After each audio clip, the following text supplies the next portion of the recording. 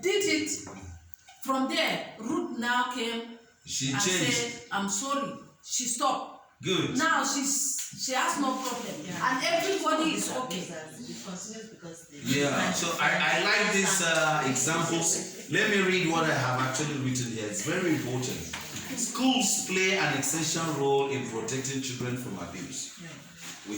The school has regular contact with children and so are in strong position to identify signs of abuse and sometimes neglect on our own part.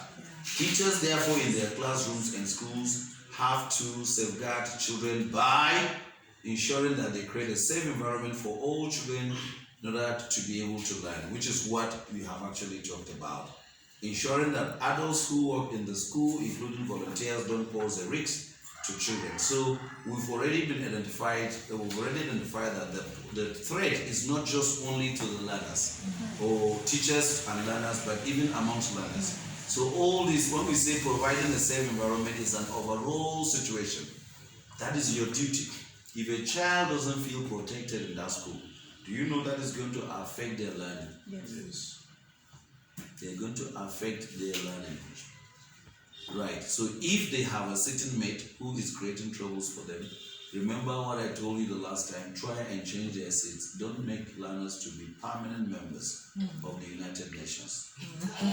Yeah, they should change their seats. When they meet different people at different times, maybe it changes their own ideology, because like Riley said, they came with these, they often come with this from elsewhere. And some learners pick them up in school. So we in school must work to ensure that everybody is tamed. Now, we must teach every child about staying safe, like that example she gave. Okay, since she was beating everyone and nobody says, okay, beat her back. So if it is sweet, let her feel it. I think it was the feeling of the battings that made Ruth to stop. Now we must maintain an environment where children feel confident to approach any member of staff if they have a worry or problem. This is one of the examples that you have said.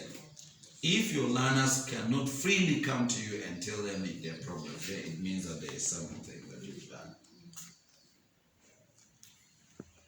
So we must now let me talk about this. It is difficult to say what is a harm to a child. We're unable to define it vividly, but there are a number of things that actually could harm a child. Now, children could be harmed in so many ways, depending on the context, and they may be abused in the family, because some of the children come with the abuse from